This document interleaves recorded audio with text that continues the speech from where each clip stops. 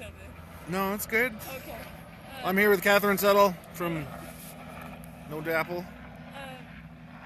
I got here Tuesday night from Kansas and came to this camp the next day, and on Thursday there was the call to come up, and so I ran up and got to the frontline camp, and I was part of the prayer circle, and we sat there for a long time and prayed. We were the last ones, probably pretty close to the last ones arrested, and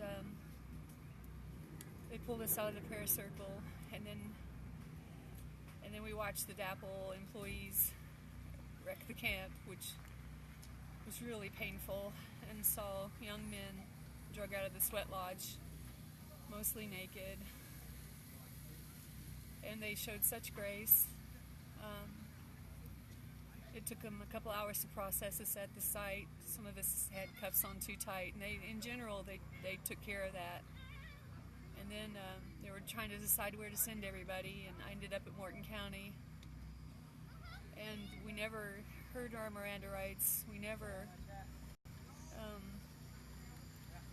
I was told I was being charged with trespass, but when I got there, I was being charged with arson and whatever the fire setting thing was, and a public nuisance, and inciting a riot. Although there's plenty of footage of me just praying. The police have footage of me just praying too. And we were in a dog cage, a dog kennel, about 50, 60 women, and all the men were on the other side in dog kennels, so we couldn't really see each other, we could hear each other, and we sang and prayed.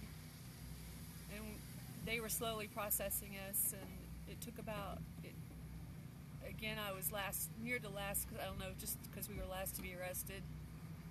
So there were elders sleeping on the concrete, some younger women really frightened and panicking and having to kind of be talked down. One of them they took away to isolation. 3 police officers took her away to isolation. I didn't see anybody hurting anybody on our side. They treated us in general with respect. But it was just, it was an ordeal lying on the concrete floor. It took a long time to get any food. Again, for me, those were just small things, and I was honored to do them. And we were in a cell to house 3 people, and we had 9. And then they were shipped out to other places like Devil's Lake and Fargo. And we hadn't talked to anybody. We had no phone call. We didn't know what time it was. We didn't know what was going on. And they shifted us over to another cell as they got people sorted out. A little bit more information trickled through, but you still didn't know. We still weren't allowed phone calls or anything. I still didn't know what was going on. I had no way to tell my son where I was.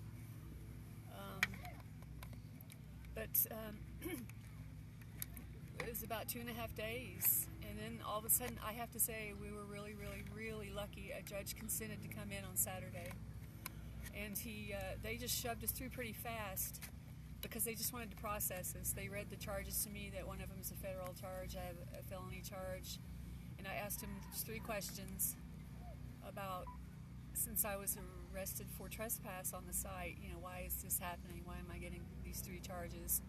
And he said, look, we're just trying to process you and get you out of here today, so don't ask complicated questions. So I said, okay. And I was delirious with joy to get out that front door.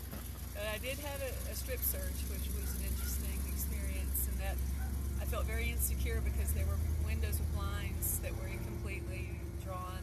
And I'm not that insecure for me, but I thought of the young women. I was insecure for them. Absolutely. And I asked about it. I said, I don't feel this is a secure place, for them. And she said, oh, you're fine. You're fine. You're fine. And again, in general, they were respectful.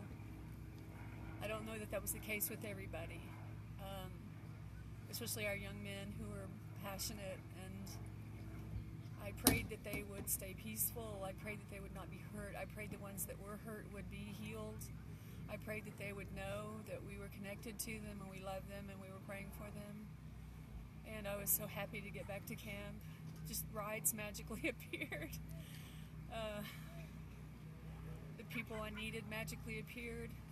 I had abandoned my cell phone, my laptop, and everything when the call came to go up to the front camp, and everything was safe here for me at camp, including my little dog. My jewelry, silver jewelry, disappeared at jail, but everything here was kept safe for me, and that was a beautiful thing. A beautiful thing. Yeah. And that's it's taken me a while to process all this. My brain just kind of froze for a while. So Yeah. yesterday and today's been a processing day, and I'm just getting ready to tell my son what kind of naughtiness his mom got up to.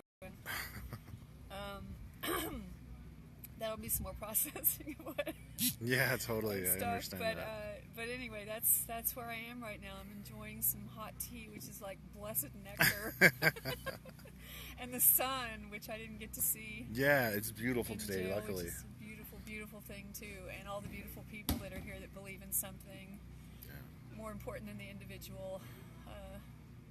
I'm so joyful and so honored to be here. Anyway, that's. I'm sure we all appreciate it, even all the people that are watching.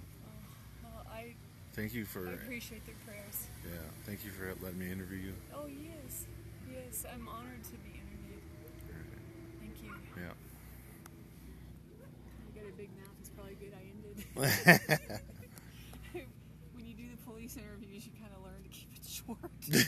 Yeah, no, that was perfect Spill though. your guts, That was really good. I liked it. Yeah. Okay, who are you? I'm sorry. Oh, my name is Marshall. Marshall, nice Marshall to meet Stone. I'm from White Earth, Minnesota, but I live in Minneapolis. you. Oh, wonderful. Wonderful. I'm from Kansas. Oh, from Kansas. So I've been following the Keystone Pipeline, and then this came up, and then we had that frac quake in Kansas. Where in Oklahoma, we felt it in Kansas that they upgraded to a 5.8, and my whole house shook. Oh, my ceiling goodness. fan was going like this. My front door won't close right now. It's an old house, but that was sort of. I'd already been talking to people like Gary Dorr. I don't know if you know him, and Owen Eolock, and Joy Braun, and Rexy Bardaglio. Those were people that were involved with the Keystone Pipeline, and I wanted to come here, and so I came as an invited dumbass, not just a plain dumbass. And the night I got here, I picked up an Indian guy who'd run out of gas in the back roads, and I thought I was being real sneaky trying to get around blockades, and Oh, yeah. and he said, well, you're getting so sneaky, you're almost heading for Montana. And I said, no, that's sneaky, isn't it? I get it. But anyway, he took me back. He said, I'll take you to the camp where you're less likely to get slapped the first day. Oh, jeez. So he took me to Sacred Stone Camp. That's good. And Joyce said, I want you over at Ochetti, you know. And I said, okay, how likely is the likeliness of getting slapped is going up? I can tell. But I've only been shushed 3 times. 3 times. And that was okay, because you get, I don't know, like when I came out I felt kind of punch drunk, kind of giddy, you know, and you're just, you don't even really know where you are, but it's been amazing, and I found people that appreciate my naughty, goofy sense of humor. Yeah. It's been awesome. It's great around here, yeah. Oh yeah, all my old lady jokes from the Ovary Channel, they've been going over really well, and men don't want to hear them. Oh my gosh. That's great, though. I know there was one poor man sitting beside us last night at dinner, and he was going, "Oh." I said, "You'll heal in time." So I was just glad they kept us the men separate from the women in jail. Yeah. If you guys were like that, we were like that. Yeah, absolutely. It's a good Halloween day. It's clear out. Oh my gosh. It's so nice. Oops. Yeah, this is where they, in the back there, that's where they burnt the hills. You still filming me when I said Ovary Channel? Yeah. I'm sorry.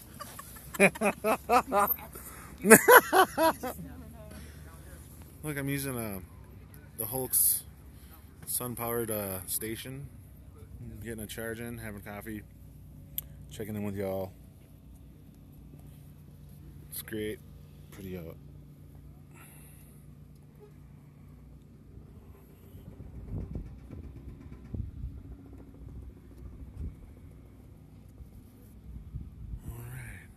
Oh my God, What? I'm there by Joy. You're there by Julia? By Joy Braun. I have my pictures on there. And it's Oh! Joy. Oh my God, my hair looks good. Alright. I saw Tito Ibarra and I said, I'm the cougar. Nah! that you ordered, I went, rower. Dang! Took That's his picture hilarious. with me. That's cool, yeah. I can't wait to see him again. I have to tell him I resisted a lot of people offers of cuddling Yeah, just for him. that's great.